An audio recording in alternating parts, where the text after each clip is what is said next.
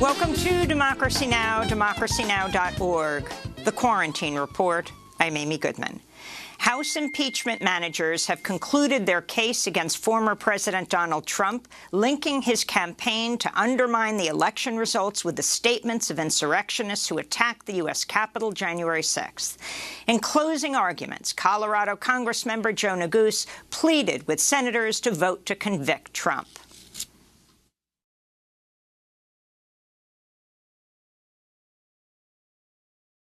Because if you don't, if we pretend this didn't happen, or worse, if we let it go unanswered, who's to say it won't happen again? Trump's legal team begins its defense today. Lawyer David Schoen predicted it would take just 3 to 4 hours to present Trump's case, with the trial set to wrap on Saturday. On Thursday evening, 3 Republican senators, Ted Cruz, Lindsey Graham, and Mike Lee, met with Trump's legal team in the Capitol, raising fresh doubts over their ability to serve as impartial jurors. After headlines will air extended excerpts from Trump's second Senate impeachment trial and get reaction from longtime consumer advocate and multi-presidential candidate Ralph Nader. The United States reported nearly 3,900 new deaths from COVID-19 Thursday, pushing the U.S. death toll past 475,000, by far the highest in the world. Here in New York, the top aide to Governor Andrew Cuomo apologized to Democratic lawmakers this week for not initially reporting close to half of the 15,000 deaths at nursing homes and other long-term care facilities. Meanwhile, California has surpassed New York as the state with the highest death toll, with over 46,000 COVID deaths reported. Health officials in Los Angeles temporarily closed 5 vaccination centers Thursday, including a massive site at Dodger Stadium after the city ran out of vaccines. In Bethesda, Maryland, President Biden visited the National Institutes of Health, where he slammed Donald Trump's failure to prepare for mass vaccinations. He didn't order enough vaccines. He didn't mobilize enough people to administer the shots. He didn't set up federal vaccine centers where eligible people could go and get their shots. President Biden says his administration has secured the 200 million vaccine doses from Pfizer and Moderna he announced last month, meaning there will be enough shots to inoculate 300 million U.S. residents by the end of July. Meanwhile, Stat News reports U.S. COVID-19 vaccination rates closely track with wealth, with the richest gaining access to vaccines at a faster pace than low-income people. The vaccine wealth gap has exacerbated racial disparities, with Black and Latinx people receiving far fewer vaccines proportionately than white people.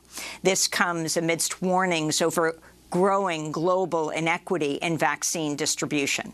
Duke University health researcher Andrea Taylor told The Washington Post, quote, "It remains to a large degree a zero-sum game, which means that every dose that goes to the U.S. or the U.K. or an EU country is a dose that's off the shelves, and the shelves aren't going to be restocked for a while."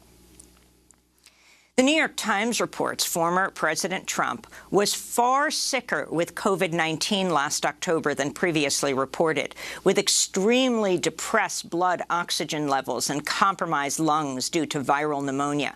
The Times reports Trump was taken to Walter Reed National Military Medical Center after officials believed he would need to be put on a ventilator. Trump ultimately recovered after an aggressive treatment that included a monoclonal antibody cocktail, which at the time was unavailable to members of the general public. In Afghanistan, gunmen attacked a United Nations convoy on the outskirts of Kabul, killing 5 Afghan security force escorts.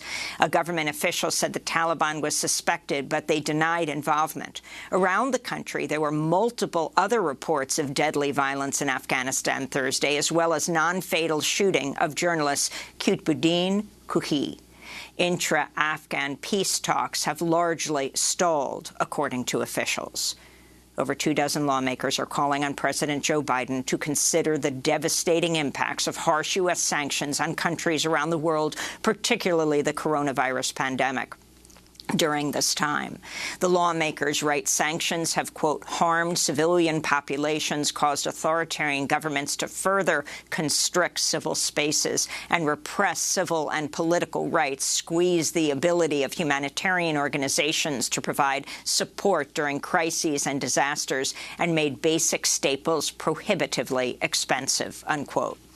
In his first week in office, Biden said his administration would review all U.S. sanctions currently in place. In related news, the Justice Department said this week the U.S. has sold over 1 million barrels of Iranian fuel seized by civil forfeiture as part of its sanctions campaign. U.S. officials say they seized the oil last year from tankers headed from Iran to Venezuela. The money will be transferred to the U.S. Victims of State-Sponsored Terrorism Fund, according to a Justice Department spokesperson. China's banned the BBC's World News Channel after British authorities revoked the license of the state-run Chinese broadcaster CGTN. The move was largely symbolic because the BBC was already unavailable to the vast majority of China's population. In immigration news, BuzzFeed reports asylum seekers forced to stay in Mexico by the Trump administration will soon be allowed to start entering the U.S. Efforts to phase out Trump's Remain in Mexico program are expected to begin within the next 2 weeks. Immigrant rights activists are calling for President Biden to fully abolish the policy. The program has forced tens of thousands of asylum seekers to wait in dangerous conditions in crowded and squalid refugee camps across northern Mexico, while their cases make their way through U.S. courts.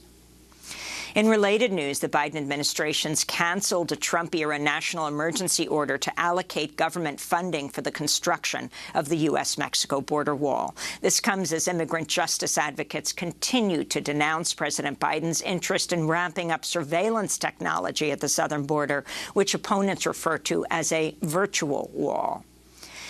A warning to our viewers, the following stories contain disturbing footage and descriptions of violence.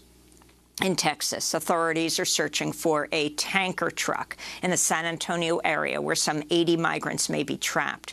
In a chilling 911 call Monday, a man speaking in Spanish told the dispatcher they were struggling to breathe. "We can't see anything, God, we have no oxygen," the man said. Other people are heard screaming for help in the background. A recent court filing in the 2010 case of Anastasio Hernandez Rojas, a Mexican man who was beaten and shocked to death by border agents, reveals the current head of Border Patrol, Chief Rodney Scott, was part of efforts to protect the agents involved and interfere with the criminal investigation. Rojas lay on the ground handcuffed at the San Isidro port of entry in San Diego as agents beat him with batons and shocked him with a stun gun. He died at the hospital several days later. The case is currently under review by the Inter-American Commission on Human Rights. It's the first time the Commission has looked into an extrajudicial killing at the hands of a U.S. law enforcement agency.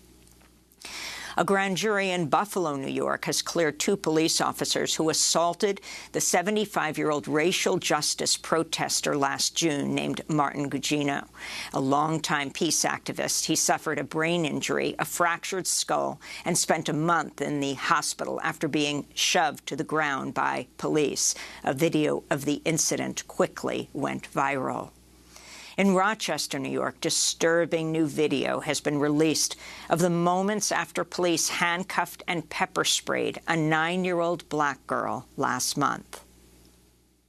Officer, please, don't do this to me. You did it to yourself, hon. It's burning my eyes. Yep, that's the point of pepper spray. The ambulance is on their way, and they will clear your eyes out. The pepper spray is burning my eyes.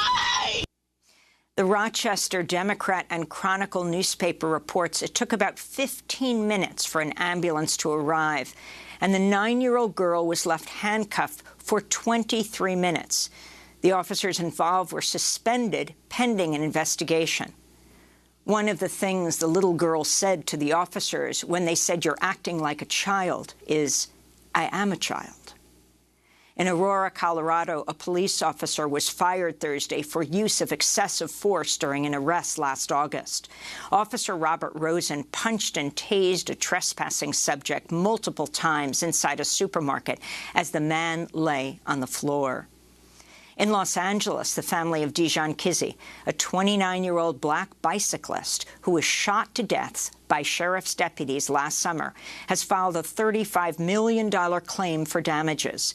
Kizzys was shot 16 times after being pulled over for an alleged bike violation. His family says the sheriff's department failed to properly train its deputies and the officers used unreasonable, deadly force. And those are some of the headlines. This is Democracy Now!, democracynow.org, The Quarantine Report. I'm Amy Goodman here in New York.